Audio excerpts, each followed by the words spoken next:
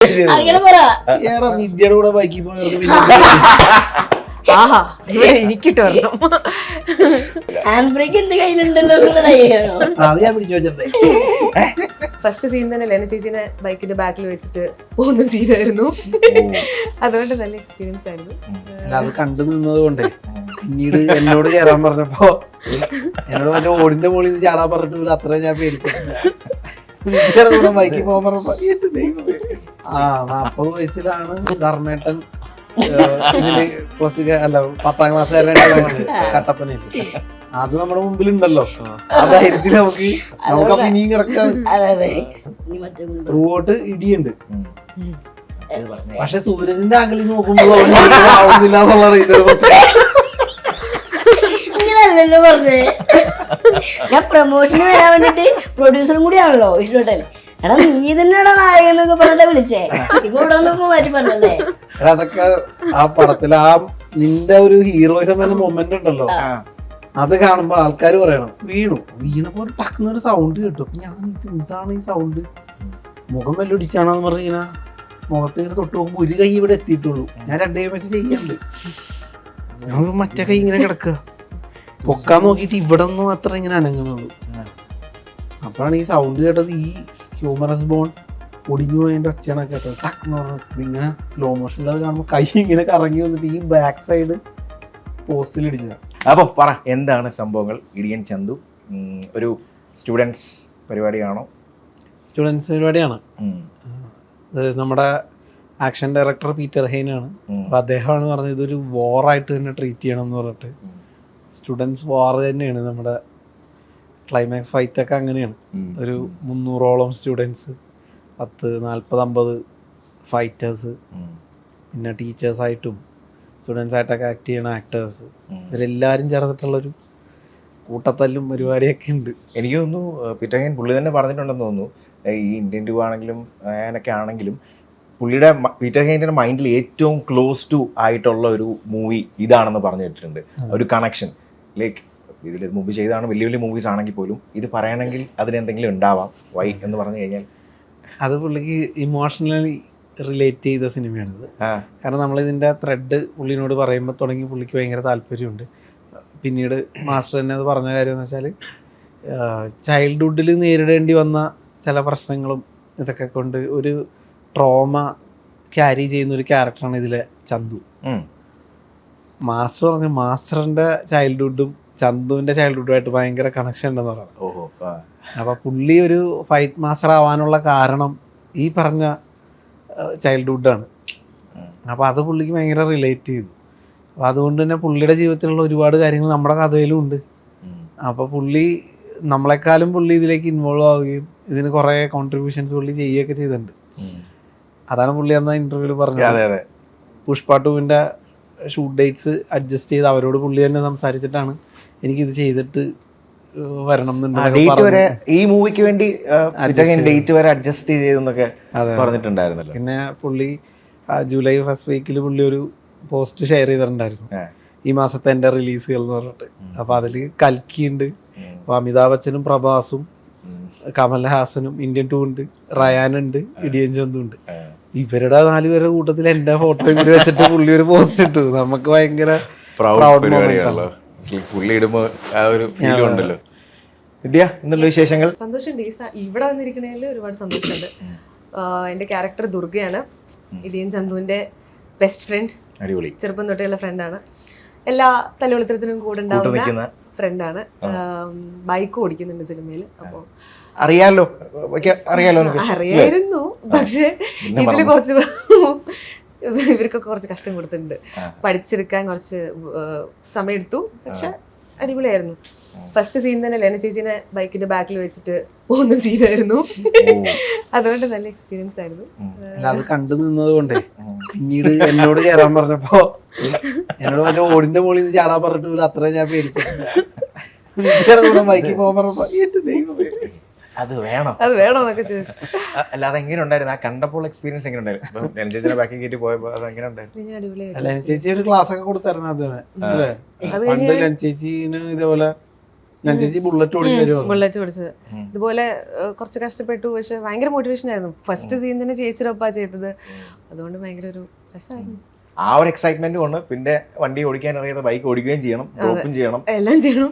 പിന്നെ വിഷ്ണു ചേട്ടനെ വെച്ചിട്ടുണ്ടായിരുന്നു കുറെ സീൻസ്. ചേച്ചി ഇറങ്ങിയോണ്ടാണ് രക്ഷപ്പെട്ടെന്ന് കേട്ടു. ഫസ്റ്റ് സീനിൽ അങ്ങനെയായിരുന്നു. ഞാൻ ഓടിച്ച് നേരെ പോയി ആക്സിലേറ്റർ പിടിച്ചു. അല്ല ആക്സിലേറ്റർ പിടിക്കാൻ എന്തല്ലേ ചെയ്തു. ഫ്രണ്ട് ബ്രേക്കും ആക്സിലേറ്റർ രണ്ടും കൂടി ഒരുമിച്ച്. അപ്പൊ ഈ സൗണ്ട് റേസ് ചെയ്യുന്ന സൗണ്ടും കൂടി കേട്ടോടുകൂടി ചേച്ചി ബ്രേക്ക് ചെയ്യാൻ പറ്റില്ല. രക്ഷപ്പെട്ടു. അതുകൊണ്ട് ചേച്ചി ഓടി. പക്ഷെ പിന്നെ ചേച്ചി ചാടി ഇറങ്ങി. ഞാൻ പിന്നെ ഒന്ന് ചെറുതായിട്ടൊന്ന് ഇതായി. ഫസ്റ്റ് സീനും കൂടിയാണല്ലോ.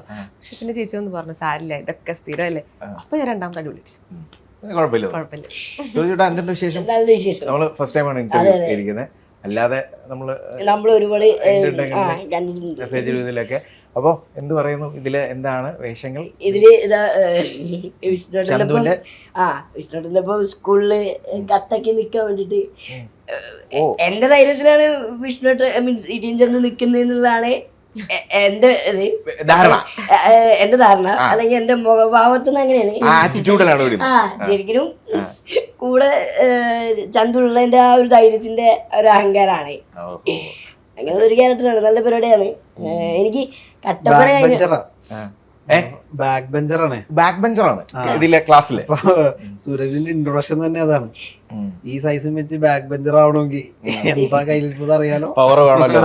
അതിന് സൂരജിന് ഏറ്റവും ആഗ്രഹം കൂടെ ആയിരുന്നല്ലോ പിന്നെ വിഷ്ണുവിനോട് വർക്ക് ചെയ്യാനും. അതെ അതെ. കട്ടപ്പന കഴിഞ്ഞതിന് ശേഷം എനിക്കൊരു വിഷ്ണുട്ടൻ്റെ ഇപ്പോൾ ഒരു പരിപാടി ചെയ്താൽ കൊള്ളാമെന്നുണ്ട് ത്രൂ ഔട്ട്. അങ്ങനെ നിൽക്കുന്ന സമയത്താണ് ശ്രീധരനെ 2-3 പടത്തിന്റെ പ്രിയും പോസ്റ്റിലൊക്കെ വെച്ചിട്ട് കണ്ട്. അപ്പോൾ ശ്രീധരനോട് പറഞ്ഞേ. അപ്പൊ ശ്രീധരൻ പറഞ്ഞു അടുത്ത വിഷ്ണുവിന്റെ പരിപാടിയിൽ നമുക്ക് സെറ്റ് ആക്കാന്നൊക്കെ പറഞ്ഞു. അപ്പൊ എനിക്ക് ഭയങ്കര അങ്ങനെ ഇപ്പം കഴിഞ്ഞപ്പോ എന്ത് തോന്നി? കഴിഞ്ഞപ്പോ ഒരു സമാധാനം അല്ലേ. നമ്മള് 19 റിലീസാണ്. ഇനി നമ്മള് ചെയ്തിട്ടുണ്ട്. ഇനി ബാക്കി പ്രഷർ പറയട്ടെ, നമുക്ക് നോക്കാം അല്ലേ. ഈ വിഷ്ണു ആണെങ്കിലും ഫസ്റ്റ് വന്നതൊക്കെ ഈ ചൈൽഡ് ആർട്ടിസ്റ്റ് ആണെങ്കിലും ഈ സ്കൂൾ പരിപാടി ചെയ്തിട്ടാണല്ലോ. അത് കഴിഞ്ഞ് വീണ്ടും ആ ഒരു സ്കൂൾ അല്ലെങ്കിൽ അങ്ങനെ ഒരു സീൻസ് കേൾക്കുമ്പോൾ ഒരു പെട്ടെന്നൊരു നൊസ്റ്റാൾജിയ, അതെങ്ങനെ ഉണ്ടായിരുന്നു? 40 വയസ്സിൽ നിന്ന് +2 അതിന്റെ 40 വയസ്സിലാണ് ധർമ്മേട്ടൻ +2 അല്ല 10ാം ക്ലാസ്സുകാരനായിട്ട് കട്ടപ്പനയിൽ. അത് നമ്മുടെ മുമ്പിലുണ്ടല്ലോ. ആ ധൈര്യത്തിൽ നമുക്ക് ഇനിയും കിടക്കാൻ ടൈം കിടക്കുമല്ലോ. അതുപോലെ എന്റെ എഞ്ചിനീയറിംഗ് ചെയ്തിട്ട് ചങ്സിലും നിർമ്മചേട്ടൻ ചെയ്തിട്ടുണ്ടായിരുന്നു. അല്ല ആ ഒരു മെമ്മറി ഒക്കെ വന്നില്ല. കാരണം സ്റ്റാർട്ട് ചെയ്തതും സ്കൂൾ സ്റ്റോറി എന്നൊക്കെയാണല്ലോ ചൈൽഡ് ആർട്ടിസ്റ്റ് ആയിട്ടും. ഞാൻ ഫസ്റ്റ് അഭിനയിക്കുന്നത് മറ്റേ ജുവനൈൽ ഹോമിന്റെ ഇതാണ്, എന്റെ വീട്. സ്കൂള് പിന്നെ ചെയ്യണത് ആക്ച്വലി ഇതിലാണ്, കട്ടപ്പനയിലാണ്.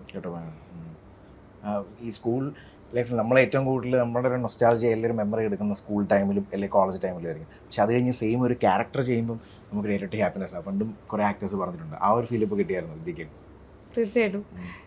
ഞാൻ പുള്ളിക്കാരി സത്യം പറഞ്ഞാൽ ഞാൻ സ്കൂളിലുള്ള ആളല്ല. ഞാൻ ചെറുപ്പം തൊട്ടേ ഉള്ള ഫ്രണ്ടാണ്. അതായത് ത്രൂ ഔട്ട് മൂവിയിൽ എന്ത് പ്രശ്നം ഉണ്ടെങ്കിലും ആദ്യം ദുർഗയും ചന്തുവാണ് അവിടെ സോൾവിങ്ങും സംസാരിക്കലും ഒക്കെ. അപ്പം അങ്ങനെ ഒരു ഫ്രണ്ടാണ്. പിന്നെ എനിക്കിതിൽ സ്കൂളിൽ അങ്ങനെ ഒരു ക്യാരക്ടർ അല്ല. സ്കൂൾ വിദ്യാഭ്യാസം ഇല്ലാത്ത ഒരു വിദ്യാഭ്യാസം ഇല്ലാത്ത ഒരാളാണ്. അങ്ങനെ പഠിക്കാനും സമ്മതിക്കൂല, ഇടയ്ക്കിടയ്ക്ക് വിളിച്ചോണ്ട് പോവുകയും ചെയ്യും. ഞാൻ മറ്റേ കഥ പറയട്ടെ? അത് വേണ്ട. എന്തൊക്കെയോ എവിടെ ഉണ്ടോ. നമ്മുടെ ഒരു മെയിൻ എയിം സിനിമയായിരിക്കും, പക്ഷെ ചിലപ്പോൾ ബാക്കിയുള്ള ഈ കാര്യങ്ങൾ ചെയ്യുന്നതും ഭയങ്കര ഹാപ്പിനെസ് ആയിരിക്കും. ഇപ്പോൾ overall the first preference always goes to movie തന്നെയാണ്. സിനിമ, ഓഫ് കോഴ്സ് സിനിമ തന്നെയാണ്. പിന്നെ നമുക്ക് എന്താണ് ജീവിതത്തിൽ ജീവിച്ചു പോണല്ലോ. എവിടെയാണ് പച്ച പിടിക്കുക എന്ന് പറയാൻ പറ്റില്ലല്ലോ. അപ്പൊ പിന്നെ എല്ലാത്തിലും കഴിവ് ഉള്ളിടത്തൊക്കെ ചെയ്തിങ്ങനെ പോകുന്നു. പക്ഷെ സിനിമയാണ്, അറിയാലോ, ശംഭുവിനറിയാം പണ്ട് തൊട്ടേ സിനിമയാണ്. ഓഡിഷൻസ് ഇതൊക്കെ തന്നെയായിരുന്നു. ഞാൻ മുന്നത്തെ ഇന്റർവ്യൂവിൽ പറഞ്ഞ പോലെ ഇതിപ്പോൾ മോട്ടിവേഷൻ ആവോ പോട്ടെ. നമുക്കുള്ളതാണെങ്കിൽ നമ്മൾ ഫ്ലൈറ്റ് പിടിച്ചാണെങ്കിലും വരും. അത് നമുക്കില്ലാത്താണെങ്കിൽ അത് പോവും എന്തായാലും. അപ്പം ഈ സിനിമയാണെങ്കിലും കുറേ ഓഡിഷൻസും കാര്യങ്ങളൊക്കെ ചെയ്ത് കിട്ടുമോ അറിയില്ല, ടെൻഷൻ അടിച്ചിരുന്നതാണ്. എനിക്ക് കിട്ടി, അത് എനിക്കുള്ളതായിരുന്നു. കുറേ റിജക്ഷൻസ് ഉണ്ടായെങ്കിലും ഇതിവിടെ എത്താൻ വേണ്ടിയിട്ടായിരുന്നു. സോ ഒരുപാട് സന്തോഷം. ഈ സൂരജൻ ആക്ച്വലി കോളേജ് ടൈം അല്ലെ സ്കൂൾ ടൈമിൽ ഏറ്റവും ഒരു കിടിലം മെമ്മറി എന്ന് പറഞ്ഞാൽ എന്തായാലും. കാരണം എനിക്ക് തോന്നുന്നു ആ ഗ്യാങ്ങിലൊക്കെ നോക്കുമ്പോൾ, നിങ്ങളുടെ ഫ്രണ്ട്സിലൊക്കെ നോക്കുമ്പോൾ സൂരജനെ എല്ലാവരും വാവ് ആ ഒരു മറ്റേ ഒരു ആക്റ്റീവ് ആളും കൂടെ ആയിരുന്നു എന്ന് ഞാൻ വിശ്വസിക്കുന്നു. നമ്മള് ഡിഗ്രി പഠിച്ച സമയത്ത് ഇതേമാതിരി ഇടിണ്ടായി. ഞങ്ങളെ ക്ലാസ്സുകാര് ഡ്രസ് കോഡ് ഇട്ടതിന് ചുരുക്കായിട്ട് അങ്ങനെ ഇടിണ്ടായി. യൂണിഫോം അല്ലാതെ അല്ല, യൂണിഫോം അല്ല, അന്ന് ബുധനാഴ്ച ആയിരുന്നു, കളർ ഡ്രസ് ഇടായിരുന്നു. അപ്പൊ നമ്മള് ഡ്രസ് കോഡ് എല്ലാരും കൂടി പ്ലാൻ ചെയ്ത് ഇട്ട് വന്നേ. ഞങ്ങൾ ഫസ്റ്റ് ഇയർ, 3rd years ഞങ്ങളോട് കലിപ്പായി. അപ്പൊ മറ്റേ പുറത്തിറങ്ങിയിട്ട് 4 മണിക്ക് വിടുള്ളൂ. അപ്പൊ ഇവരെ സീനിയേഴ്സിന്റെ ഉച്ചക്ക് വിട്ട് പറഞ്ഞു, സീനിയർ വന്നിട്ട് പറഞ്ഞു ഞങ്ങളത് ഉച്ചക്ക് ഇട്ടിട്ടുണ്ട്, ഞങ്ങൾ എല്ലാവരും പുറത്ത് വെയിറ്റ് ചെയ്യാം. അപ്പൊ പയ്യന്മാരോട് പറയണം ഞങ്ങളുടെ ക്ലാസ്സിലെ ഓക്കെ വെയിറ്റ് ചെയ്താൽ മതി. അല്ലല്ല, ഇടിക്കാൻ തന്നെയാണ്. എന്നിട്ട് പോയി ഞങ്ങളെല്ലാരും പോയി സെറ്റായി. അപ്പൊ ഇടിക്കാൻ വരുന്നവരൊക്കെ എന്റെ പയ്യന്മാരെ തല്ലാൻ വരുന്നവരാ, സൂക്ഷിച്ച് മാറി കേട്ടോ, ഭയങ്കര പ്രശ്നമാവുക, അടിയാവും എന്നൊക്കെ പറഞ്ഞിട്ട് എന്നെ മാറ്റി നിർത്തായിരുന്നു. എന്നിട്ട് ഞാനതിന് എനിക്ക് ഇടി കാണാൻ കൊലക്കേസിൽ പ്രതിയാവണ്ടല്ലോ അങ്ങനെ ഉണ്ടായിട്ടുള്ള സംഭവമുണ്ട്. എന്നിട്ടും പറഞ്ഞില്ലേ ഇടി കാണാനുള്ള ത്വരയാണ്, മാക്സിമം ഇടി ഉണ്ടാകട്ടെ. ഇല്ല, അങ്ങനെ ഇടിണ്ടാവില്ലല്ലോ, കൊടുത്ത അല്ലേ തിരിച്ചു കൊടുക്കുമല്ലോ അല്ലേ. പിന്നെ അതൊക്കെ ഉണ്ട്. ഇതൊരു കംപ്ലീറ്റ്ലി ഫൈറ്റ് പരിപാടി, ഒരു സ്ട്രീറ്റ് ഫൈറ്റ് എന്ന് വേണമെങ്കിൽ പറയാലോ അല്ലേ. എന്ന് വെച്ചാൽ ഇടി മാത്രമല്ല, ഒരുപാട് ലേയേഴ്സ് ഉള്ള വളരെ ഡെപ്ത് ഉള്ള ക്യാരക്ടേഴ്സ് ഉള്ള സിനിമയാണ് ഇത്. ഞാൻ നേരത്തെ വിദ്യയോട് പറഞ്ഞു, വിദ്യയാണ് ഈ സിനിമയിലെ ഹീറോയിൻ ആക്ച്വലി. എന്ന വേറൊരു ആംഗിളിൽ നോക്കുമ്പോൾ ലെന ചേച്ചിയാണ് ഈ സിനിമയിലെ ഹീറോയിൻ. ഈ നമ്മുടെ ജയശ്രീ ഈ സിനിമയിലുണ്ട്. ജയശ്രീയുടെ ഒരു ട്രാക്ക് നോക്കുമ്പോൾ ജയശ്രീയാണ് ഈ സിനിമയിലെ ഹീറോയിൻ. അപ്പൊ എന്ന് പറഞ്ഞ പോലെ ഓരോ ക്യാരക്ടേഴ്സിനും അവരുടേതായിട്ടുള്ള ബാക്ക് സ്റ്റോറിയും അതിനൊരു ലെയറും ഒക്കെ ഉള്ള സിനിമയാണ്. ത്രൂ ഔട്ട് ഇടിയുണ്ട്. പക്ഷെ സൂരജിന്റെ ആംഗിളിൽ നോക്കുമ്പോൾ ആവുന്നില്ല അങ്ങനെയല്ലല്ലോ പറഞ്ഞേ. ഞാൻ പ്രൊമോഷന് വരാൻ വേണ്ടിട്ട് പ്രൊഡ്യൂസറും കൂടി ആണല്ലോ വിഷ്ണുട്ടൻ. എടാ നീ തന്നെയാണോ നായകനൊക്കെ പറഞ്ഞിട്ട് വിളിച്ചേ, ഇപ്പൊ ഇവിടെ വന്നപ്പോ മാറ്റി പറഞ്ഞല്ലേ. അതൊക്കെ ആ പടത്തിൽ ആ നിന്റെ ഒരു ഹീറോയിസം എന്ന മൊമെന്റ് ഉണ്ടല്ലോ, അത് കാണുമ്പോ ആൾക്കാര് പറയണം നീ ഇവിടെ ഇവിടെ വരാൻ വേണ്ടിട്ട് വിഷ്ണുട്ടനാണ്, നീയാണ് നായകൻ, നീ വാ പ്രൊമോഷൻ പറഞ്ഞൂടാ എന്നോട് വരണ്ടാന്ന്. അല്ല പക്ഷെ പടം കാണുമ്പോ നമുക്ക് അറിയാൻ പറ്റും അല്ലേ. അതെ അതെ, ആരാണ് നായകൻ. ഇതില് ശരിക്കും റിയൽ ചന്തു ഉണ്ടല്ലോ ഇതില്, ആക്ഷൻ ഉണ്ടല്ലോ. അപ്പം ഈ സലിമേട്ടനൊക്കെ കൂടെ ചെയ്തിട്ടുണ്ടല്ലോ, ഒരുപാട് പണ്ടുപോലെയൊക്കെ ചെയ്തിട്ടുണ്ടല്ലോ. അപ്പൊ ആ ടൈമിലൊക്കെ ചന്തുവിനെ അറിയാം, ചന്തുവിനെ നേരത്തെ അറിയാം. ആ ടൈമിൽ സെറ്റിലൊക്കെ വരുമായിരുന്നു. നമ്മുടെ ലാസ്റ്റ് യമണ്ടൻ പ്രേമത ചെയ്യുന്ന സമയത്ത് എല്ലാ ദിവസവും വരുമായിരുന്നു ചന്തു, അപ്പോഴേ അറിയാം. പിന്നെ ശ്രീജിത്തേട്ടനാണ് നമ്മുടെ സലിമേട്ടന്റെ കറുത്ത ജൂതൻ എന്ന് പറയുന്ന സിനിമയുടെ സിനിമാറ്റോഗ്രാഫർ. അപ്പോൾ അതില് ചന്തു അസിസ്റ്റന്റ് ഡയറക്ടറായിട്ടും വർക്ക് ചെയ്തിട്ടുണ്ട്. അപ്പൊ അന്ന് തുടങ്ങിയൊക്കെ അവര് നല്ല പരിചയവുമാണ്. അപ്പൊ ചന്തു ഈ സിനിമയുടെ ആദ്യത്തെ പ്ലാനിങ് മുതലുള്ള ആളാണ്. ഈ സിനിമ ഒരു തമിഴ് ക്യാരക്ടറാണ് ചന്തു ഇതിൽ ചെയ്തിട്ടുള്ളത്. ഓക്കെ, അങ്ങനെ ഒരു ലുക്കാണ് അല്ലേ. ഈ പല ആൾക്കാരും വിഷ്ണുവിൻ്റെ അടുത്തും ഇവൻ്റെ അടുത്തൊക്കെ ചോദിക്കുന്നുണ്ടാവും, ഇപ്പം അമർ അക്ബർ ആൻ്റണിയുടെ ആണെങ്കിലും സീക്വൽ ഉണ്ടാവുമോ ഇല്ലയോ. എനിക്ക് മോർ ദാൻ നോർമലായിട്ടുള്ള ആൾക്കാരിൽ ഉപരി ഒരു പക്ഷേ ചിലപ്പം പ്രൊഡ്യൂസേഴ്സും ആക്ടേഴ്സും വരെ ചോദിച്ചിട്ടുണ്ടാവാം, എനിക്കറിയത്തില്ല കേട്ടോ, ഉണ്ടാവാം ഇല്ലേ. പക്ഷെ അങ്ങനെ അപ്പം അവർ ചോദിക്കുന്ന ടൈമിൽ നിങ്ങൾക്ക് അങ്ങനെ ഒരു ഐഡിയ ഉണ്ടോ ശരിക്കും? ഉണ്ട്, ഉറപ്പായിട്ടുണ്ട്. ഞാനതൊക്കെ പറഞ്ഞിരുന്നു നാദർഷിക്കോട്. ഞങ്ങൾ പറഞ്ഞു ഇനി നല്ലൊരു ഐറ്റം കിട്ടിയാലേ അത് ചെയ്യുന്നുള്ളൂ എന്ന് വിചാരിച്ചിരിക്കുകയാണ്.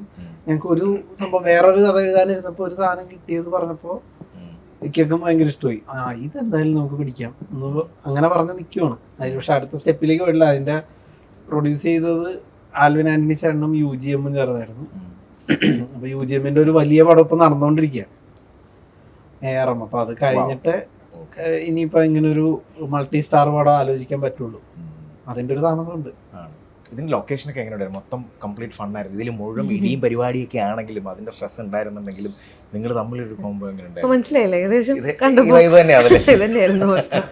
ഒരുപാട് നമ്മളിപ്പോ ഇവിടെ 3 പേരുള്ളെങ്കിലും ഇപ്പൊ സ്കൂൾ എപ്പിസോഡ് എന്നൊക്കെ പറഞ്ഞു കഴിഞ്ഞാൽ 300ഓളം സ്റ്റുഡൻസ് ഉണ്ട്, 50 ഫൈറ്റേഴ്സ് ഉണ്ട്, പിന്നെ അധ്യാപകരായിട്ട് അഭിനയിക്കുന്നവര്, പ്രിൻസിപ്പളായിട്ട് ലാലുച്ചായനാണ്, പിന്നെ ഈ ജയശ്രീയുടെ ഒക്കെ ഒരു ഫാമിലി സ്റ്റോറി ഉണ്ട്. അതില് നമ്മുടെ ജോണി ആന്റണി ചേട്ടനും ജയശ്രീയും ഗോപികൃഷ്ണൻ എന്ന് പറഞ്ഞ തിരികേലൊക്കെ ഉള്ള കുട്ടിയാണ് ഗോപികൃഷ്ണൻ, അവരുണ്ട്.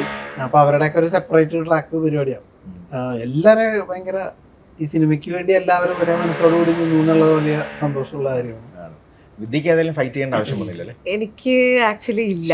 വിദ്യയാണ് ഫൈറ്റിനൊക്കെ ആധാരം. ആണ് വിദ്യ കാരണമാണ്. അതെ, അത് വേണ്ട, അത് കാണുമ്പോൾ മനസ്സിലായിക്കോളും. ഈ ഇടിയൻ ചന്തു എന്നുള്ളതിലേക്ക് കാസ്റ്റ് ആയപ്പോൾ തന്നെ ഫസ്റ്റ് മൈൻഡിൽ വരുന്നത് ഇതിനകത്ത് ഇടി അല്ല നമ്മൾ ചിലപ്പോൾ ഫൈറ്റ് ചെയ്യേണ്ടി വരുമോ അങ്ങനെയുള്ള തോട്ട് വന്നായിരുന്നു? എനിക്ക് കംപ്ലീറ്റ് ആയിട്ട് പറഞ്ഞു തന്നിട്ടുണ്ടായിരുന്നു ശ്രീധേട്ടൻ കാര്യങ്ങളൊക്കെ. അപ്പം എനിക്കറിയാം എൻ്റെ ക്യാരക്ടർ എത്ര സ്ട്രോങ് ആണ് ഇതിലെന്ന്. അപ്പം കേട്ടപ്പോൾ തന്നെ ഭയങ്കര സന്തോഷമായി. പുളി. പിന്നെ എൻ്റെ അപ്പൂപ്പനായിട്ട് അഭിനയിച്ചിരിക്കുന്നത് രഘുനാഥ് പല്ലേരി സാറാണ്. അപ്പം അദ്ദേഹത്തിനെ കാണാൻ പറ്റി, കുറെ നേരം ടൈം സ്പെൻഡ് ചെയ്യാൻ പറ്റി, തന്നെ വലിയൊരു കാര്യമായിരുന്നു. സൂരജിന് ഇടി എങ്ങനെ ഉണ്ടായിരുന്നു എക്സ്പീരിയൻസ്? എന്തായാലും ചെയ്തിട്ടുണ്ടാവല്ലോ. അല്ല, ഞാൻ നമ്മുടെ വേറൊരു അല്ല അത് പറയണ്ടല്ലേ?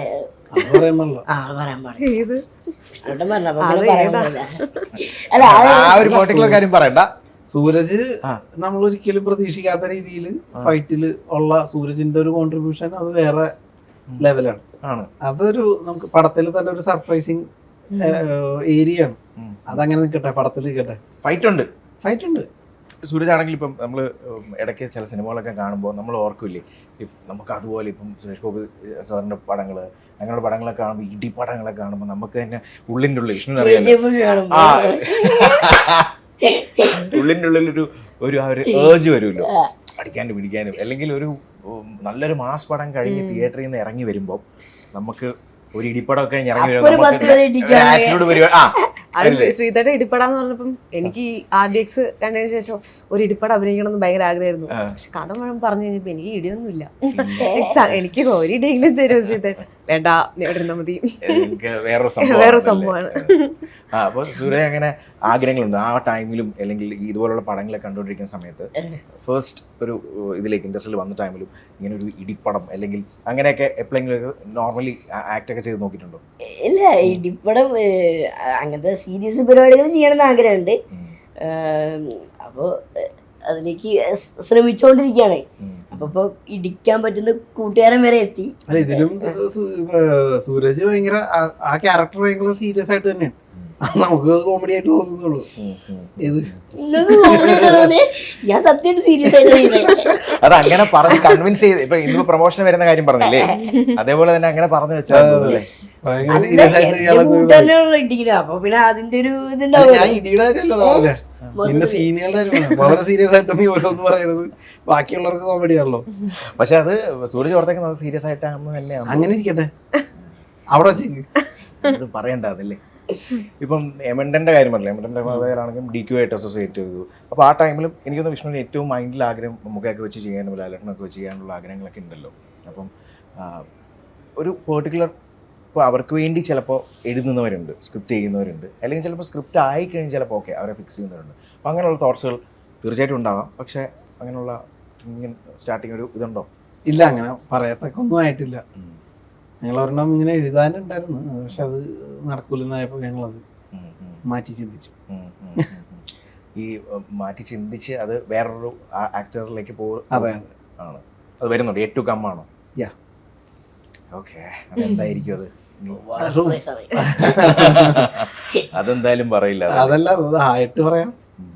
വിഷ്ണുവിൻ്റെ പടങ്ങളിലാണെങ്കിൽ പോലും ചിലത് ഷൂട്ടിംഗ് സെറ്റിംഗ് ടൈമിലും ഒക്കെ എന്തെങ്കിലുമൊക്കെ ചെറിയ രീതിയിലുള്ള ആക്സിഡൻറ്റ് പറ്റുമ്പോൾ ഞാൻ ഓർക്കുന്നുണ്ട്, ഏത് പടമാണ് ഏതോ ഒരു അമേരിക്കൻ എന്തോ ഒരു പരിപാടിക്ക് പോകുന്നതിന് തൊട്ട് മുമ്പ് കൈ എങ്ങാണ്ട് വട്ടം ഒടിഞ്ഞ്, സാധാരണ അങ്ങനെ ആകുമ്പോൾ നമ്മൾ ആലോചിക്കുന്നത് എങ്ങനെയെങ്കിലും ഒന്ന് ശരിയായാൽ മതി. അപ്പം മനസ്സിൽ മറ്റേ ഷൂട്ട് കൈ വട്ടം ഒടിഞ്ഞാലും കുഴപ്പമില്ല, ആ ഷൂട്ട് തീരണം, അല്ലേ അമേരിക്കയിൽ പോകണം. അതെന്തായിരുന്നു ആക്ച്വലി സംഭവിച്ചത്? അത് കട്ടപ്പന റിലീസായി അതിൻ്റെ CD ഒക്കെ ഇറങ്ങി അതിൻ്റെ പിറ്റേ ദിവസമാണ് കൈയൊടിയാണ്.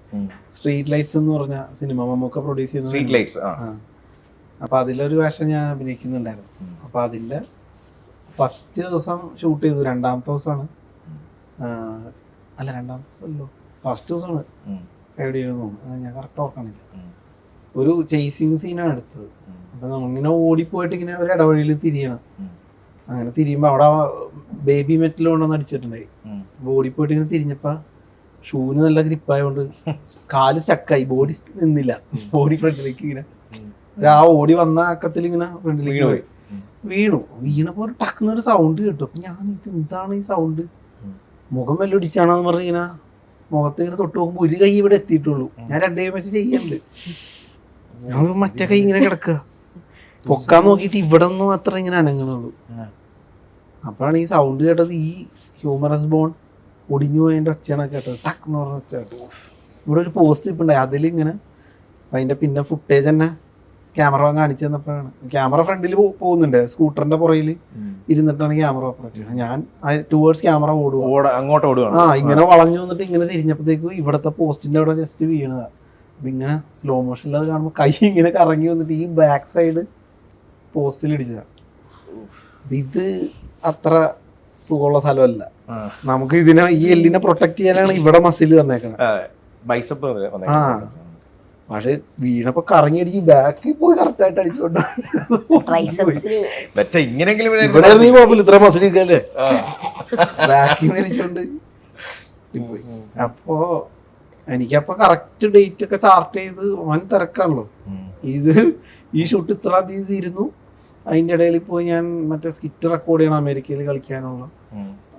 എന്നിട്ട് ഞങ്ങൾ നേരെ അമേരിക്കയ്ക്ക് പോകുന്നു.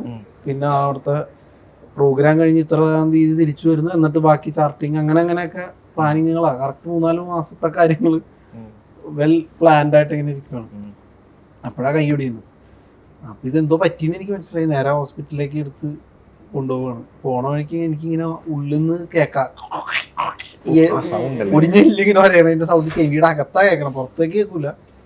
നമുക്ക് ഈ അകത്തുനിന്നല്ലേ ഈ ഒരച്ചിൽ തന്നെ. സ്വർഗം കാണാം. അപ്പൊ സ്വർഗവാതിൽ പക്ഷിനെ ഞാൻ കണ്ടു. അവിടെ ചെന്ന് കഴിഞ്ഞപ്പോ ഹോസ്പിറ്റലിൽ ചെന്നപ്പോഴത്തേക്കും എക്സ്റേ എടുക്കാനായിട്ട് കയറ്റി. നല്ല വേദനയുമുണ്ട്. അപ്പൊ ഇയാളിങ്ങനെ വന്നിട്ട് എന്താ പറയണേന്ന് നമ്മൾ വെയിറ്റ് ചെയ്യുവാണ്. അപ്പൊ ഞാൻ പണ്ട് അസുരവിത്ത് എന്ന് പറഞ്ഞ പടത്തിൽ ഇങ്ങനെ അഭിനയിക്കുമ്പോ ആസിഫിക്ക ഒരു ഫൈറ്റിന്റെ റോപ്പ് ഇട്ട ഒരു സീനിൽ ഇതേപോലെ റോപ്പ് ഇങ്ങനെ വലിക്കണ കൂട്ടത്തിൽ പുള്ളി കറങ്ങി താഴെ വന്ന് കൈ നിലത്തടിച്ചപ്പോ ഒരു കല്ലിലടിച്ചുകൊണ്ടു. പുള്ളി കരഞ്ഞും കൊണ്ട് പുള്ളിനെ വണ്ടിയിലെടുത്ത് ഹോസ്പിറ്റലിലേക്ക് കൊണ്ടുപോകുന്നുണ്ട്. പിറ്റേ ദിവസം പുള്ളി കയ്യിലൊരു ബാഗൊക്കെ ഇട്ട് ഇങ്ങനെ തൂക്കി വന്ന് ഒരു 3-4 ദിവസം കഴിഞ്ഞപ്പോഴത്തേക്ക് ശരിയായി. ഒരാഴ്ച കൊണ്ട് വീണ്ടും ഷൂട്ട് തുടങ്ങുകയും ചെയ്തായിരുന്നു. അപ്പൊ ഞാൻ ഓർത്ത് എന്തായാലും ഒരാഴ്ച പണിയാണ്, എൻ്റെ കയ്യും അതേപോലെ ആയിരിക്കും, ഒരാഴ്ച കൊണ്ട് മാറിയിരിക്കും. ഈ എക്സ്റേ എടുത്ത ആള് തിരിച്ചു വരുമ്പോ ഞാൻ മറ്റേ ബാഗ് ഇടേണ്ടി വരുമോ എന്താ സംഭവം അറിയാൻ വേണ്ടി. ആ പുള്ളി പറഞ്ഞു പേടിക്കാനില്ല, ചെറിയൊരു ഇതേ ഉള്ളൂ. എന്റെ സമാധാനമായി. അപ്പൊ പൊട്ടലുണ്ടെന്ന് എനിക്കറിയാം. അപ്പൊ എന്താ ഇത് ചെയ്യണ്ടി, പ്ലേറ്റ് ഇടേണ്ടി വരുമെന്നോ? പ്ലേറ്റാ? ആ പ്ലേറ്റ് ഇടണോ? എല്ല് വട്ടം ഒടിഞ്ഞു പോയല്ലോ. അപ്പൊ നേരെ കുഴപ്പമൊന്നുമില്ലെന്ന് പുള്ളി പറഞ്ഞു. ഞാൻ എന്റെ ദൈവം ആകെ ഓഫായി. പുള്ളി പറഞ്ഞു ഇത് എത്ര ദിവസം എടുക്കുവാന്ന് ചോദിച്ചു. അതൊരു 3 മാസമൊക്കെ എടുക്കുള്ളൂ. എനിക്ക് അത് പറ്റില്ല, എനിക്ക് 15 ദിവസം കഴിഞ്ഞ് അമേരിക്ക പറഞ്ഞിട്ട് കാര്യമില്ല. ഒട്ടൊടിഞ്ഞ കൈയുമായിട്ട് പ്ലേറ്റ് വിട്ട് അമേരിക്ക 15 ദിവസം കഴിഞ്ഞ് പോകാനിരിക്കുമല്ലോ. എന്നിട്ട് പിന്നെ അവിടെ നിന്ന് മെഡിക്കൽ ട്രസ്റ്റിലേക്ക് കൊണ്ടുപോയി. അവിടെ ചെന്നപ്പോ ഈ പറഞ്ഞ പോലെ പ്ലേറ്റ് ഒക്കെ ഇട്ട് സർജറി കഴിഞ്ഞ് റെസ്റ്റ് ആയിരുന്നു. അല്ല അതുകൊണ്ട് ഈ സിനിമയ്ക്ക് വരുമ്പോഴത്തേക്കും ഇതാണെങ്കിൽ ഫുള്ള് ഫൈറ്റും. അപ്പോ എല്ലാരും ഇങ്ങനെ സൂക്ഷിക്കണേ. ലൈന ചേച്ചി എന്നോട് പീറ്ററിനെ അങ്ങനെ ഇങ്ങനെ എന്നൊക്കെ പറയാം. അതൊക്കെ കേട്ട് നീ തുള്ളാൻ നിന്ന് കഴിഞ്ഞാലുണ്ടല്ലോ സൂക്ഷിച്ചോളൂ എന്നൊക്കെ പറഞ്ഞു എന്നോട്. അപ്പൊ ഞാൻ പറഞ്ഞു ചേച്ചി നോക്കണ്ട, എല്ലാം പക്ക സേഫ്റ്റി പ്രിക്കോഷൻസ് ഒക്കെ എടുത്തിട്ട് തന്നെയാണ് ഷൂട്ട്, അങ്ങനത്തെ ഇതൊന്നും ഇല്ല എന്നൊക്കെ പറഞ്ഞു. പിറ്റേ ദിവസം ലൈന ചേച്ചി ശ്രീജിത്ത് രവി ചേട്ടനും കൂടെ ഉള്ള ഒരു സ്ട്രഗിൾ പോർഷൻ എടുക്കുന്നതിന്റെ ഇടയിൽ ഒന്ന് പുഷ് ചെയ്യുമ്പോൾ പുള്ളിക്കാരി മുതലടിച്ച് ഇങ്ങനെ വീഴണ ഒരു പരിപാടിയൊക്കെ ഉണ്ട്. അപ്പൊ മാസ്റ്റർ ഇതേപോലെ മോട്ടിവേറ്റ് ചെയ്ത് ശ്രീതേട്ടനും പറഞ്ഞിട്ട് അപ്പൊ അവര് തമ്മിലുള്ള ഒരു സിംഗിൾ ചെറിയൊരു വ്യത്യാസം വന്നു. ഞാൻ ചേച്ചിക്ക് ചെറുതായിട്ട് കൈവേദന എടുത്ത് തുടങ്ങി. ഒന്ന് ഹോസ്പിറ്റലിൽ പോകണമെന്ന് പറഞ്ഞ ഹോസ്പിറ്റലിൽ പോയി. ഞങ്ങൾ ഓടിച്ച് ചെല്ലുമ്പോ പൊതിഞ്ഞു വെച്ചേക്കാം ചെറിയൊരു പൊട്ടലുണ്ട് എന്ന് പറഞ്ഞു. 1 മാസം റെസ്റ്റ് ബ്രേക്ക്. അപ്പൊ ഞാൻ ചേച്ചി പറഞ്ഞു എനിക്കറിയായിരുന്നു, ഒന്നാമത് ഇന്ന് അമാവാസിയാണ്, അതിൻ്റെതായിട്ടുള്ള ചെറിയ പ്രശ്നങ്ങൾ രാവിലെ തുടങ്ങിയിട്ടുണ്ട്. ചേച്ചി രാവിലെ തുടങ്ങി ചെറിയൊരു ഇതുണ്ടെന്ന് ഇങ്ങനെ പറയുന്നുണ്ട്. പക്ഷെ നമ്മളിത് ഇങ്ങനെയാണെന്ന് പ്രതീക്ഷിക്കണല്ലോ. പക്ഷെ എല്ലാം നല്ലതിനാന്ന് പറയുന്നത് ചേച്ചിക്ക് അന്ന് ഈ ഫ്രാക്ചറായിട്ട് ഇരുന്ന സമയത്താണ് ചേച്ചിയുടെ ജീവിതത്തിലുള്ള ഒരുപാട് മാറ്റങ്ങൾ സംഭവിച്ചതും ചേച്ചിയുടെ കല്യാണം കഴിഞ്ഞതൊക്കെ. ഇന്നലെ ഞാൻ കണ്ടു. She's very happy no. പറയാണ് അത് എല്ലാത്തിനും അതിൻ്റെതായിട്ടുള്ള കാര്യങ്ങളുണ്ട്. അതങ്ങനെയാണ്, ഇതിനൊരു വിധിയുണ്ട്. അതങ്ങനെ സംഭവിച്ചതുകൊണ്ടാണ് ഇങ്ങനെ സംഭവിച്ചത്, ഇതുകൊണ്ടാണ് ഇങ്ങനെ. അപ്പം അതേപോലെ ഞങ്ങളന്ന് എനിക്കന്ന് അങ്ങനെ ഒരു അപകടം പറ്റുകയും എന്നെ അമേരിക്കൻ ട്രിപ്പ് ക്യാൻസൽ ആവുകയും ഞാൻ വീട്ടിൽ വെറുതെ ഇരിക്കുകയും ചെയ്യുമ്പോൾ എന്നെ കാണാൻ വന്ന ആൻ്റെ ചേട്ടൻ ഇങ്ങനെ പുള്ളി ചെയ്യാനിരുന്ന DQന്റെ പടത്തിന്റെ ഡേറ്റ് ഇങ്ങനെ മാറിപ്പോയി. അപ്പൊ ഡേറ്റ് ഉണ്ട്, പക്ഷെ ആ സ്ക്രിപ്റ്റ് ഇങ്ങനെ മാറി. അപ്പൊ എന്ത് ചെയ്യുമെന്ന് പറഞ്ഞിരിക്കുകയാണ്. നിങ്ങളുടെ കയ്യിലും എല്ലാ പരിപാടി ഉണ്ടാന്ന് ചോദിച്ചപ്പോഴാണ് ഞങ്ങളുടെ കയ്യിലും സാധനം ഉണ്ട് എന്ന് പറഞ്ഞത്. ഇങ്ങനെ പെട്ടെന്ന് കാര്യമാണെങ്കിൽ നമുക്ക് സെപ്റ്റംബറിൽ തുടങ്ങാന്ന് പറയാണ്. അപ്പൊ തന്നെ ബിബിനെ ഞാൻ വിളിച്ചു വരുത്തിയിട്ട് ഞങ്ങൾ ഓൾറെഡി ഡിസ്കസ് ചെയ്ത് വെച്ചിരുന്ന ഒരു ഐഡിയ അതിനെക്കുറിച്ച് സംസാരിച്ചപ്പോഴത്തേക്കും നമുക്ക് അന്ന് ഇത്രാം തീയതി കേൾപ്പിക്കാന്ന് പറഞ്ഞിട്ട് അത് ഞങ്ങൾ നേരെ സ്ക്രിപ്റ്റ് ആക്കുകയാണ്. അതാണ് ഞാൻ മണ്ടൻ പറയാൻ വന്നത്. അങ്ങനെയാണ് എമുണ്ടൻ വർക്ക് ആയത്. അപ്പൊ ആ നല്ലതിനാണല്ലോ, എല്ലാം നല്ലതിനാ. ഇപ്പൊ നേരത്തെ ലഞ്ചേച്ചിയുടെ കാര്യം പറഞ്ഞുകൊണ്ട് എനിക്കൊന്ന് വിദ്യക്ക് ലഞ്ചേച്ചിയായിട്ട് നല്ല കോമ്പിനേഷൻസ് ഉണ്ടായിരിക്കുമല്ലോ. അപ്പം ഉണ്ടാവാം. ഓക്കെ, അപ്പം ഈ പറഞ്ഞ പോലെ ലഞ്ചേച്ചി സ്പിരിച്വലായിട്ട് സംസാരിക്കുന്ന കാര്യങ്ങളുണ്ട്, അല്ലെങ്കിൽ മൈൻഡിനെ പറ്റി സംസാരിക്കുന്നത് കേട്ടിട്ടുണ്ട്. അപ്പോൾ ഓഫ് കോഴ്സ് അങ്ങനത്തെ ഉള്ള കോൺവെർസേഷൻസ് വന്നിട്ടുണ്ടാവാം തീർച്ചയായിട്ടും. അപ്പോൾ ആ ഒരു എക്സ്പീരിയൻസ് ഇവിടെ ഒന്ന് പറയും. ഇപ്പോൾ നേരത്തെ വിഷ്ണു പറഞ്ഞ പോലെ തന്നെ ഭയങ്കര എന്താ പറയുക, ഞാൻ നേരത്തെ കഴിഞ്ഞൊരു ഇൻ്റർവ്യൂവിൽ ഞാൻ പറഞ്ഞു, അത് ചോദിക്കുന്നതിന് മുമ്പ് ഞാൻ പറഞ്ഞു, ഭയങ്കര റെസ്പെക്റ്റ് ചെയ്യുന്നൊരു ലേഡിയാണ് ഞാൻ. കാരണം എനിക്ക് എൻ്റെ ഭാഗ്യമാണ് ഈ പരിചയപ്പെടാൻ പറ്റിയതും. ചെന്ന ഉടനെ ഞങ്ങൾ കുറേ സംസാരിക്കാൻ തുടങ്ങി. ഞാൻ കുറച്ച് യോഗ, മെഡിറ്റേഷൻ അല്ലെങ്കിൽ ഇങ്ങനത്തെ എനർജീസിലൊക്കെ വിശ്വസിക്കുന്ന ഒരാളാണ്. അപ്പോൾ ഞങ്ങൾ സംസാരിച്ച് തുടങ്ങിയപ്പോൾ ഞങ്ങൾ കറക്റ്റായിട്ട് ക്ലിക്കായി. കുറേ സംസാരിച്ചു, കുറേ കാര്യങ്ങൾ പറഞ്ഞു തന്നു. എനിക്ക് കുറേ ഡൗട്ട്സ് ഉണ്ടായിരുന്നു, ഞാൻ ചെയ്യുന്നതൊക്കെ ഇങ്ങനെയാണോ അങ്ങനെയാണോ. ഭയങ്കര കുറേ സംസാരിച്ചു. ലൈക്ക് ഇപ്പോഴും ഞങ്ങൾ we are in contact. Like ചേച്ചി ഇങ്ങനൊരു സംഭവം ഉണ്ടായി, it will happen, it's okay, അത് അതിൻ്റെ സമയത്താണ് നടക്കുന്നത്. അങ്ങനെയൊക്കെ ലൈക്ക് ഇപ്പോൾ ഇതിൽ ബൈക്ക് ഓടിക്കേണ്ട ഒരു, എനിക്ക് ഈ ലൈഫിൽ ഏറ്റവും പേടിയുള്ള കാര്യമാണ് ബൈക്ക് ഓടിക്കൽ. കാരണം വിഷ്ണുചേട്ടൻ പറഞ്ഞ പോലെ തന്നെ ഇവിടെ പൊട്ടിയ പോലെ എനിക്ക് ഇവിടെ ഒരു പൊട്ടലുണ്ടായിട്ടുണ്ട്. അപ്പം ഈ ഫിലിമിൽ അല്ലല്ല, പണ്ട് ബൈക്ക് ഓടിച്ചപ്പോൾ. അപ്പോൾ അതിനുശേഷം വീണ്ടും ഓടിച്ചു. രണ്ടാമത് ഓടിച്ചപ്പോൾ പിന്നെയും കാല് സ്പ്രേ, അങ്ങനെ കുറേ സംഭവങ്ങൾ ഉണ്ടായിരുന്നു. അപ്പോൾ ചേച്ചിയോട് ഞാൻ പറഞ്ഞു, ചേച്ചി ആദ്യത്തെ സീനിൽ കയറാൻ വേണ്ടി വെയിറ്റ് ചെയ്തിരിക്കുമ്പോഴാണ് ഞാൻ ഈ കഥകളൊക്കെ ചേച്ചിയോട് പറയുന്നത്. ഞാൻ പറഞ്ഞു, ചേച്ചി ഇങ്ങനെയാണ് എൻ്റെ കാര്യങ്ങൾ. അപ്പോൾ ചേച്ചി എന്നെ നോക്കി കുറച്ചേരം ഒബ്സർവ് ചെയ്തിട്ട് പറഞ്ഞു, പക്ഷെ താൻ അടിപൊളിയായിട്ട് ചെയ്യുമെന്ന് പറഞ്ഞു. ആ ധൈര്യത്തിലാണ് ഞാൻ വന്നത്. എനിക്ക് നല്ല പേടിയുണ്ടായിരുന്നു. ശ്രീധേട്ടൻ പറഞ്ഞു ആദ്യം എന്നെ ചേച്ചി വെച്ചിട്ടുള്ള സീനാണെന്നൊക്കെ. വന്നു കയറി ആദ്യമേ പോയി ഒന്ന് വീശി. അപ്പോഴേക്ക് ചേച്ചി പറഞ്ഞു ഇറ്റ്സ് ഓക്കെ, മൈൻഡ് അവിടെ കുറച്ച് സ്റ്റേബിൾ ആക്കാൻ പറഞ്ഞു. ഒന്ന് മൈൻഡ് സ്റ്റേബിൾ ആക്കി. രണ്ടാമത് ഞാൻ കറക്റ്റായി. അപ്പം ഞാൻ എനിക്ക് പറഞ്ഞ പോലെ എനിക്ക് കൂടുതൽ ചേച്ചിയുടെ കൂടെയുള്ള സീൻസ് ഉണ്ട് ഇതിൽ. അപ്പം ഞങ്ങള് ഭയങ്കര സിങ്കായിരുന്നു, ഭയങ്കര കണക്ഷനായിരുന്നു. ചേച്ചി പറഞ്ഞ പോലെ നമ്മൾ ഓരോ കാര്യങ്ങളും, ഇപ്പോൾ ചേച്ചി ഇത്രയും വർഷം ഉണ്ടായ എക്സ്പീരിയൻസ് ആണ് ഇപ്പോൾ ഷെയർ ചെയ്തത്. അപ്പോൾ ചേച്ചി പറഞ്ഞ പോലെ എല്ലാ കാര്യവും നമുക്ക് പറയാനുള്ളൊരു സമയം വരും. ആ സമയത്ത് നമ്മൾ പറഞ്ഞാൽ എല്ലാവരും നമ്മൾ പറയുന്നത് ആക്സെപ്റ്റ് ചെയ്യും, മനസ്സിലാക്കുകയും ചെയ്യും. അതുവരെ വെയിറ്റ് ചെയ്യാം. ബൈക്കിന്റെ കാര്യം പറഞ്ഞുകൊണ്ട്, വണ്ടിയുടെ കാര്യം പറഞ്ഞുകൊണ്ട് തന്നെ സൂര്യന് ഞാൻ അതിന് മുമ്പേ പറയണമെന്ന് ഓർത്താണ്. നമ്മൾ സൂര്യന് ഭയങ്കര ഒരു ആഗ്രഹമായിരുന്നല്ലോ ഒരു നല്ല വണ്ടി എടുക്കുക എന്നുള്ളത്. അത് മാത്രം എനിക്കൊന്ന് പക്രുചേട്ടൻ കാണാൻ വന്ന ഇതുണ്ട്, സുരാജേട്ടൻ കാണാൻ വന്നത്, ഇതിൻ്റെയൊക്കെ വീഡിയോസ് നമ്മൾ കണ്ടിട്ടുണ്ട്. പിന്നെ നിങ്ങൾ എവിടെയോ പോയി ഒരുമിച്ച് ഫാമിലി ആയിട്ട് പോയി ഫുഡ് കഴിക്കുന്ന കാര്യം, ബോട്ടിലോ എവിടെയെങ്കിലും അല്ലേ, സിസ്റ്റർ ഉണ്ടായിരുന്നു, സൂര്യൻ്റെ സിസ്റ്റർ ഉണ്ടായിരുന്നു തോന്നുന്നു. അപ്പോൾ അത് ലൈഫിലെ ആ ഒരു മൈൽ സ്റ്റോൺ തന്നെയാണല്ലോ. ഇപ്പോൾ വണ്ടി എടുക്കുന്നതും സ്ലാബ് എടുക്കുന്ന ടൈമും അല്ലേ, റെഡ് കളർ. ആൻഡ് അത് ഇരുന്ന് അഡ്ജസ്റ്റ് ചെയ്താണ് ഇരുന്ന് ഓടിക്കുന്ന ഒരു സുഖമുണ്ട്. അത് മാത്രമല്ല ആ വീഡിയോയിൽ സുരാജേട്ടനും നിങ്ങൾ ഒരുമിച്ച് പോയി കറങ്ങിയ വീഡിയോ ഉണ്ട്. അപ്പോൾ അതിൻ്റെ സന്തോഷം ആക്ച്വലി എങ്ങനെയാണ്, അതൊരു വലിയൊരു ഡ്രീം പരിപാടി തന്നെയല്ലായിരുന്നു. അല്ല, എനിക്ക് ശരിക്കും ഈ പറഞ്ഞ മാതിരി ബൈക്കായിരുന്നു എനിക്കിഷ്ടം. കോളേജിലും ഒക്കെ പഠിക്കുമ്പോൾ ഇവന്മാരുടെ ഒപ്പം ഇരുന്ന് ഫ്രണ്ട്സിൻ്റെ ഒപ്പം ഇരുന്ന് ഹാൻഡിൽ പിടിക്കുമായിരുന്നു, ഫ്രണ്ടിലിരുന്ന്. അപ്പോൾ ബൈക്ക് എനിക്ക് പറ്റില്ല എന്ന് ഒരു സമയമായപ്പോൾ നമുക്ക് ബോധ്യപ്പെടുമല്ലോ. അപ്പോൾ കാറ് ഇതാക്കാൻ നമുക്കൊക്കെ ഓടിക്കാൻ പറ്റും, കുഷ്യനും കാര്യങ്ങളും അല്ലെങ്കിൽ ആക്സിലേറ്ററും ബ്രേക്കൊക്കെ അഡ്ജസ്റ്റ് ചെയ്യാൻ പറ്റുമെന്ന് പറഞ്ഞിട്ട് അങ്ങനെ ഒരു ഓട്ടോമാറ്റിക് കാർ എടുക്കാം എന്ന് പറഞ്ഞു. ഫ്രണ്ട്സൊക്കെ സജസ്റ്റ് ചെയ്തിട്ട് അങ്ങനെ ഓട്ടോമാറ്റിക് കാർ എടുത്തു. ആൾട്ടോ കേട്ടനായിരുന്നു ആദ്യം, ഇപ്പോഴും ഉണ്ട് അത്. അപ്പോൾ അതിൽ 2 കുഷ്യൻ മതി. ഞാൻ ആദ്യം ഇത് ആഗ്രഹിച്ചിട്ട് കമ്പിളിയൊക്കെ എടുത്തിട്ട് അടിയിൽ വെച്ച്, സീറ്റിൽ അടിയിൽ വെച്ച്, പിന്നെ ഓൾറെഡി എനിക്ക് ഇരിക്കാനുള്ളൊരു കുഷ്യൻ ഉണ്ട്, അത് ബാക്കിലും ചാരി വെച്ചപ്പോൾ എനിക്ക് പറ്റുന്നുണ്ട്, ഫ്രണ്ടിലേക്കും ബാക്കിലേക്കൊക്കെ ഒന്ന് മൂവ് ചെയ്യാൻ പറ്റുന്നുണ്ട്. അങ്ങനെ ഒരു ഗ്രൗണ്ടിൽ പോയി ഡ്രൈവ് ചെയ്ത് പഠിച്ച് അങ്ങനെ പിന്നെ കുറച്ചു കാലം അൾട്ടോയിലായിരുന്നു. അത് കഴിഞ്ഞ് പിന്നെ സ്ലാവിയ എടുത്തു. അതും എനിക്ക് പൊക്കേണ്ടി വരും, ഈ ആക്സിലേറ്ററും ബ്രേക്കും പൊക്കേണ്ടി വരും എന്ന് കരുതി. പക്ഷെ 2 കുഷൻ ഇട്ടപ്പോൾ എനിക്ക് കാലെത്തുന്നുണ്ട്, സുഖമായിട്ട് ഓടിക്കാൻ പറ്റുന്നുണ്ട്. സുരാജേട്ടൻ വന്ന് അല്ല, സുരാജേട്ടനെ എനിക്ക് ഞാൻ